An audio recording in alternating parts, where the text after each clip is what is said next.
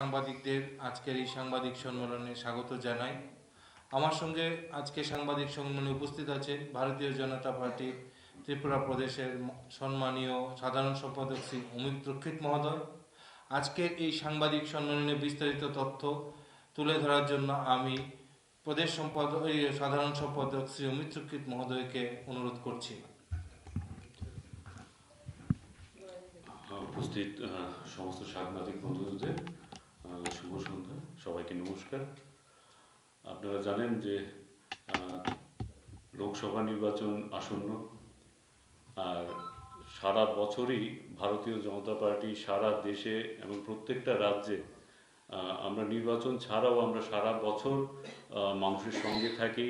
সংগঠনের কাজ নিয়ে আমরা প্রত্যেকটা বিধানসভা না শুধু প্রত্যেকটা ছোট ইউনিট, একটা বিধানসভার বুথ, সেই বুথ স্তর পর্যন্ত আমরা সারা বছর কাজ করতে থাকি, মানুষের পাশে থাকি। একটা বিশেষ কর্মসূচি যা সারা ভারতবর্ষে সম্পূর্ণ হতে চলছে, সেই কর্মসূচি নিয়েই আপনাদের সামনে আজকে আমরা সাংবাদিক সম্মেলনে বসেছি। আপনারা জানেন যে ভারত তখনই বিকশিত হবে যখন ভারতের গ্রামগুলো বিকশিত হবে। আর আপনারা এও জানেন যে ভারতবর্ষের 70% লোক গ্রামে বাস করে। তাই আমাদের প্রথম লক্ষ্য থাকে যে গ্রামীণ জীবনের সঙ্গে যেন সংগঠন হিসেবে আমরা ওতপ্রোতভাবে জুড়ে থাকি। আমরা একটা বিশেষ উচ্চাকাঙ্ক্ষী একটা কর্মসূচি হাতে নিয়েছি, সেটা হলো গাঁও চলো অভিযান, মানে গ্রাম চলো অভিযান। সারা ভারতবর্ষে 7 লক্ষের ওপর গ্রাম আছে। সেই গ্রামগুলোতে আমরা জনসংযোগের কর্মসূচি নেব। গ্রামগুলোর পাশাপাশি শহরাঞ্চলে আমরা নেব। আমরা ত্রিপুরাতে সিদ্ধান্ত নিয়েছি যে শুধু গ্রাম আর আরবান বডি হিসেবে ভাগ না করে আমরা প্রত্যেকটা বুথ পর্যন্ত আমরা পৌঁছব। সেই অর্থে ত্রিপুরা রাজ্যে আপনারা জানেন যে এর মধ্যে 21টা বুথ বেড়েছে, তো 3349টা বুথ আমাদের রয়েছে। আমাদের রাজ্যের সর্বোচ্চ স্তরের লিডারশিপরা প্রত্যেকটা বুথে যাবেন। 3349টা বুথে 3349 জন সিনিয়র লিডারশিপ একদিনের নিবাসী প্রবাস করবেন। নিবাসী প্রবাস মানে 24 ঘন্টা থেকে ওইখানে জনসংযোগ করবেন। এই গাঁও চলো অভিযানটাকে 3 ভাগে ভাগ করা হয়েছে। প্রথম ধাপ যেটা হয়েছে 20 জানুয়ারি থেকে 6 জানুয়ারি পর্যন্ত আমরা এর প্রস্তুতি নিয়েছি। এটা জানেন, বুঝতেই পারছেন, একটা বিশাল কর্মযজ্ঞ। 20 জানুয়ারি থেকে 6 জানুয়ারি পর্যন্ত তার প্রস্তুতি চলেছে। আজকে এর প্রস্তুতি সম্পন্ন হয়েছে। এই যে আমরা 3349টা বুথে যাবত, এটা একটা বিশাল কর্মযজ্ঞ। জানেন, ম্যান পাওয়ার দরকার, বিশাল সংখ্যক আমাদের নেতৃত্বদের মোবিলাইজেশন করানো প্রত্যেকটা বুথে, তার জন্য ব্যাপক প্রস্তুতির প্রয়োজন। তো আমরা 20 জানুয়ারি থেকে 6 জানুয়ারি পর্যন্ত তার প্রস্তুতি সমাধা করেছি। 6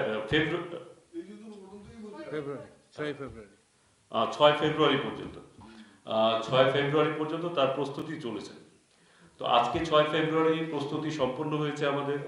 এরপর দ্বিতীয় ধাপ হলো কালকে, মানে 7 তারিখ থেকে আমাদের নিবাসী প্রবাস শুরু হবে। 7 থেকে 11 এই কদিন ধরা হয়েছে এই নিবাসী প্রবাসের জন্য। তো আমরা একদিনের করব, কিন্তু ধাপে ধাপে। হয়তো 7টা যদি একসঙ্গে সম্পূর্ণ করা না যায়, আমরা একের থেকে অধিক দিন নিতে পারি, কিন্তু 11 তারিখ পর্যন্ত ধার্য করা হয়েছে এই প্রবাস শেষ করার। এই প্রবাস শেষ হবে 11 তারিখ। তারপর তৃতীয় ধাপ, আমরা সমীক্ষা বৈঠক করব 14 ফেব্রুয়ারি। এই সারা ত্রিপুরা রাজ্যের প্রত্যেকটা বুথে আমাদের দলীয় নেতৃত্বরা যাবেন। ওইখানে প্রত্যক্ষভাবে যেই স্থিতিগুলো রয়েছে সাংগঠনিক দৃষ্টিতে এবং সামাজিক দৃষ্টিতে এবং সরকারি ব্যবস্থাপনার দৃষ্টিতে, এক একটা বুথ কি স্থিতিতে রয়েছে তার একটা সমীক্ষা বৈঠক হবে 14 তারিখ।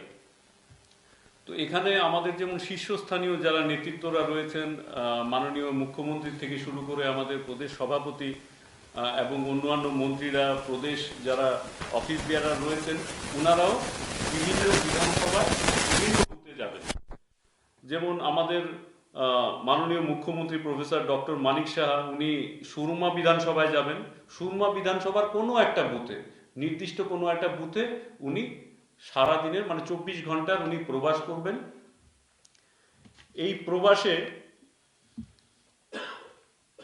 এই প্রবাসে নির্দিষ্ট কিছু কর্মসূচি আমরা পালন করব প্রত্যেকটা লিডারশিপে। তার মোটা আমি আপনাদের বুলেট পয়েন্টস বলে দিচ্ছি। বুথ কমিটিগুলোকে নিয়ে সভা করবেন, ভোটার তালিকা পরিদর্শন করবেন, নতুন ভোটারদের সঙ্গে মিলিত হবেন, বুথ এলাকায় যারা বিশিষ্ট জনেরা রয়েছেন, সে বিশিষ্ট শিক্ষক হতে পারেন, মেরিটোরিয়াস স্টুডেন্টরা হতে পারেন, সেখানে কোনো এনজিওতে যারা কাজ করেন বা এনজিও যারা চালান বা বিভিন্ন সমাজসেবামূলক কাজ করেন, বিশিষ্ট ব্যক্তিবর্গের সঙ্গে ওনারা দেখা করবেন। আপনারা জানেন কিছুদিন আগে বিকশিত ভারত সংকল্প যাত্রা হয়েছে, তার অন্তর্গত সারা রাজ্যে অনেক বেনিফিশিয়ারি নতুনভাবে রেজিস্ট্রিকৃত হয়েছেন। তো সেই বুথ এলাকায় যারা থাকবেন ওদের সঙ্গে দেখা করবেন, যারা বেনিফিশিয়ারি আছেন এবং এই বিকশিত ভারতের অন্তর্গত যারা অন্তর্ভুক্ত হয়েছেন এদের সঙ্গে যোগাযোগ করবেন, ওদের সঙ্গে ছবি তুলবেন, ওদের বিকশিত ভারতের অ্যাম্বাসেডর রূপে আমরা নামকরণ করেছি ওদের, যারা এইবার যারা এই কর্মসূচির অন্তর্গত যারা নথিভুক্ত হয়েছেন এদের সঙ্গে ছবি তোলা, ওদের সঙ্গে কথা বলা। যারা বিরোধী দলের এক সময় হয়তো জনপ্রতিনিধি ছিলেন ওদের সঙ্গে যোগাযোগ স্থাপন করা। বিজেপির জনসংঘ আমল থেকে যদি কোনো আমাদের দলীয় কর্মকর্তা থাকেন ওদের সঙ্গে দেখা করা। পুরনো কার্যকর্তা যারা রয়েছেন ভারতীয় জনতা পার্টির ওনাদের সঙ্গে দেখা করা।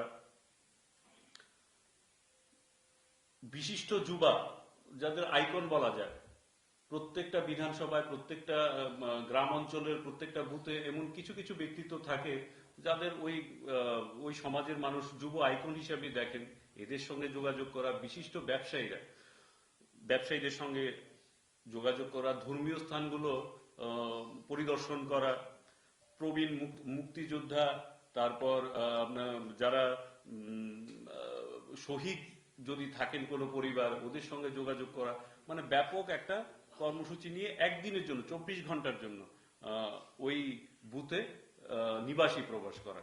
তো আপনাদের মাধ্যমে সমাজের কাছে পৌঁছে দেওয়া, রাজ্যের প্রত্যেকটা মানুষের কাছে পৌঁছে দেওয়া যে ভারতীয় জনতা পার্টি যখন মানুষের কাজে নামে, মানুষের সঙ্গে সর্বতোভাবে যোগাযোগ রেখেই কাজটা করতে চায় এবং করেও, তার একটা নিদর্শন আপনাদের মাধ্যমে সারা রাজ্যে পৌঁছবে, বার্তা পৌঁছবে। আমাদের সর্বোচ্চ নেতারা প্রত্যেকটা প্রত্যন্ত অঞ্চলে গিয়ে এই একদিনের 24 ঘন্টার প্রবাস করবেন, এইটুকু আপনাদের জানানোর ছিল। সবাইকে অনেক ধন্যবাদ। কোনো প্রশ্ন যদি থাকে? হ্যাঁ হ্যাঁ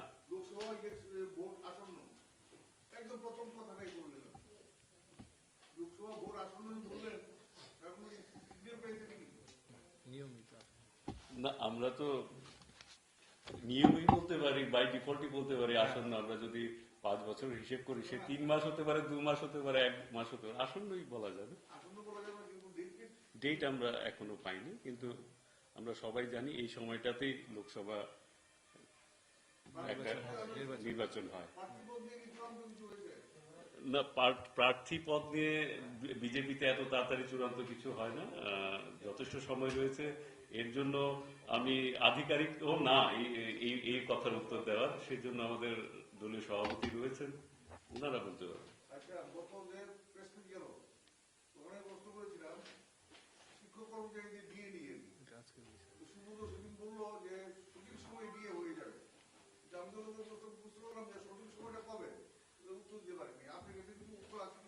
এটা আজকের এই প্রেস কনফারেন্স এই বিষয় নিয়ে না দাদা, নিশ্চয়ই সুব্রত বাবুর কাছে গেলে আপনারা আবার জানতে পারবেন।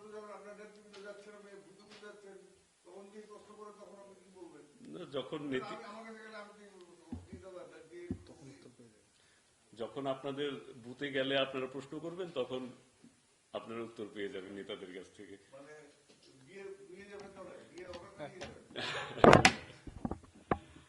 ডিএর বিষয়ে অ্যাকচুয়ালি কথা বলার জন্য আজকের এই প্রেস কনফারেন্সটা ছিল না। আপনার প্রশ্ন নিশ্চয়ই যারা এর জন্য আধিকারিকভাবে বক্তব্য রাখার অধিকার রাখে নিশ্চয়ই ওরা বলবেন আপনাকে। আমি সরকার নই, আমি জেনারেল সেক্রেটারি পার্টি সংগঠনে, আমি সরকারের অংশ করি। না না, একটা বুথে 24 ঘন্টা থাকবে। বুথটা তোমরা যেহেতু